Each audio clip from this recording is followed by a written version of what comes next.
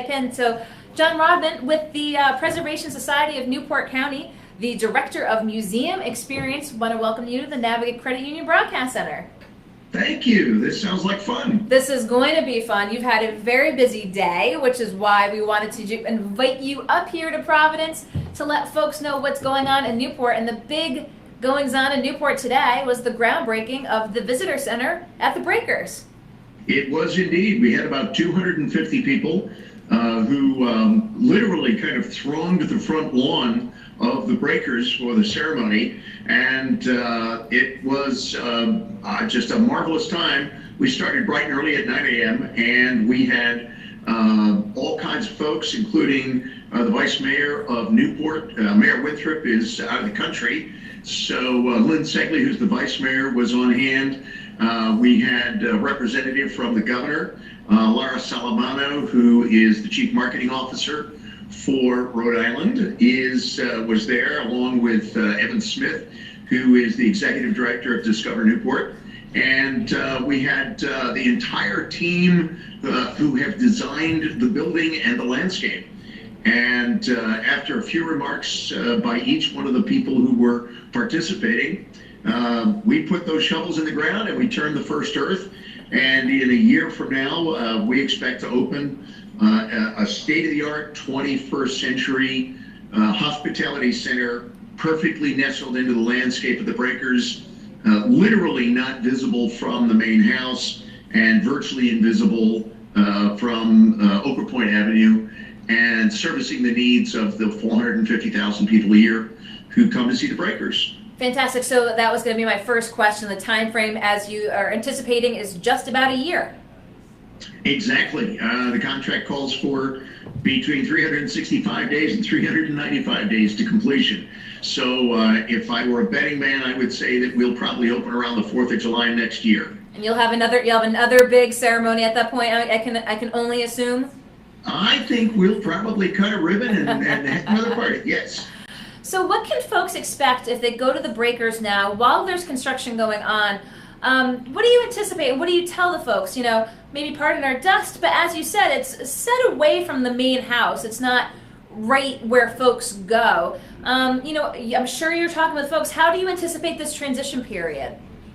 Well, we've actually been doing a lot of work in this particular part of the property for the last year because underground is one of the most important structures on the Breakers property, and that is the boiler room, because the boiler room was a unique piece of engineering when it was created in 1896. The original building at the Breakers was a wood frame building built by the Lorellards, and it burned, and the family was terrified of fire as a result, in large measure because the fire was caused by a boiler explosion. And so when they rebuilt the Breakers, they put the boiler room out by the front fence. And in fact, when you're next to the Breakers, take a look at the caretaker's cottage. The chimney is about 8 times larger than a conventional chimney because the caretaker's cottage is camouflage for, well, 2 locomotive-sized boilers that run underground. So we have just spent $1 million rehabilitating that. And that required excavating the whole underground structure. So we actually have some pretty good experience with how to do that kind of construction and not disrupt the visitor experience because we were doing that all last year in anticipation of the new tour we just opened called Beneath the Breakers. That's my next question, this Beneath the Breakers tour. You know, so if folks go and you talk about there being the Beneath the Breakers tour, I mean, can you explain to visitors, explain to viewers, what are all the options when you go to the Breakers? Obviously, the visitor center is being built, but the Beneath the Breakers tour is what? Just one offering of what folks can possibly expect there. That's exactly right. It's just one offering. The other offerings are all built around the main tour of the house. We have French, German, Spanish, English, and Chinese language tours. We also have something in English we call the Family Tour, which is just a wonderful kids version of the Breakers tour. And so you can experience the Breakers in your native language, whatever language that may be, if it's French, German, Spanish, English, or Chinese. And you can experience the Breakers in this remarkable way about 10 months of the year. Actually, in January and February, we go back to giving guided tours of the Breakers. So if you're yearning for those days of a guided tour of the Breakers, come on back and see us next winter. Okay, fantastic. The Breakers Tour, real quick. The Beneath the Breakers Tour is what you always thought it might be, because you always suspected there had to be an underground tunnel at the Breakers, didn't you? Yeah. Well, there it is. The tour takes you from the boiler room through that underground tunnel, and you get to see the remarkable parts of the Breakers that had domestic technology that was revolutionary then, like electricity, like an elevator, like certain automated cleaning machines and other tools like that. And you can see the 1896 version of that when you take the rest of the tour Beneath the Breakers. And how long is that tour approximately? What's the time frame that folks want to do sort of the guided? And then there's the ability, do folks have the ability to just walk the grounds? Well, the guided tour Beneath the Breakers takes about 45 to 50 minutes. You actually go in through the caretaker's cottage, so you get to see that building restored. You actually see about a 5-minute video, then you go downstairs into the boiler room. You get to see the boilers, and we actually have original model boilers. They aren't the original boilers that were in the Breakers, because those were retired many years ago. But the Cranston School Department had a couple of these that they were just taking out of service, and they gave them to us, and we have managed to put them underground. And I just misspoke. I said Cranston, and I'm wrong. It was Warwick. Okay. These close. Cranston was on my mind for another reason. But so the boilers came out of service, and they donated them to us, and we actually installed them. We had to drop them through the skylights piece by piece and then reassemble them down there. So you're going to see the original type boiler that was there, and you'll see the boiler room the way it would have looked in 1896. So let's go back above ground for a second and talk about maybe what some folks have called the Breakers brouhaha, the sort of some of the opposition that have been out there by some of the neighbors. Is that all put to rest? Are there any sort of rebel rousers still sort of poking around? Or is pretty much everything's been green-lighted and good to go? Well, you've kind of asked several questions in there, and the answers to some are yes, and the answers to some are no. I think I'm quite confident that the folks who disagree with us have not had their minds changed, and we appreciate that. There are going to be differences of opinion when it comes to issues of historic preservation. That's the nature of the beast. The trick is that I understand that there are, especially family members, but some others, who would like the Breakers to remain as it has always been. That changed, though, many, many years ago, because it has not been a family home for decades. Mm-hmm. It now really belongs to history, and as such, it is really as much belonging to the nearly 500,000 people a year who come visit it from all over the world as it belongs to anybody else. And our hospitality to those people has to be at least equal to what the hospitality would have been when the property was operated as a private home.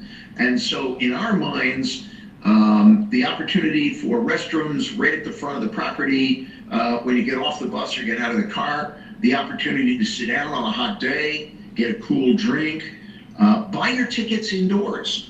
I don't believe there's any other attraction in Newport where, whether it's pouring rain or it's 4 degrees above zero in February, you have to stand outside to buy your tickets. That is any place other than the Breakers.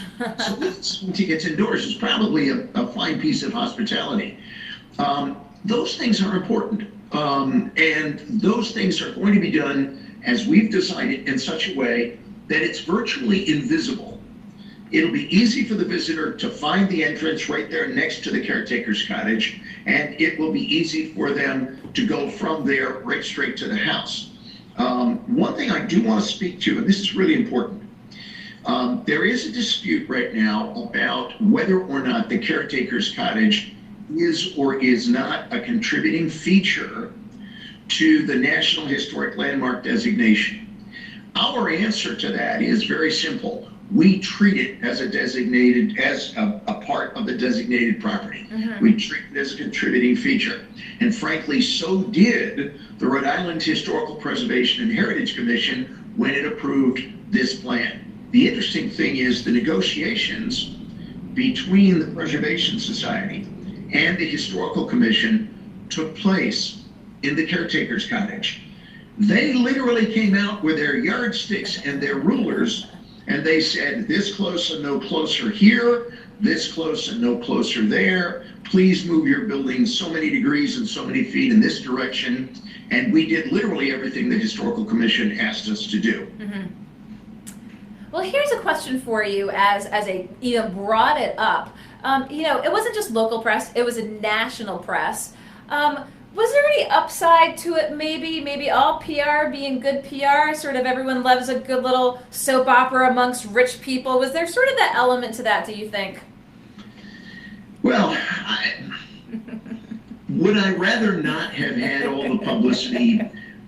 Probably yes. We focus on the history of Newport and the architecture of Newport, not so much domestic issues. That's not really our portfolio, shall we say. Differences of opinion happen. They're interesting to other people in other parts of the country. And so it's fine that it happens, and we did our best to articulate our point of view. Frankly, the growth in admissions at the Breakers has been pretty continuous over the last, I would say 10 years.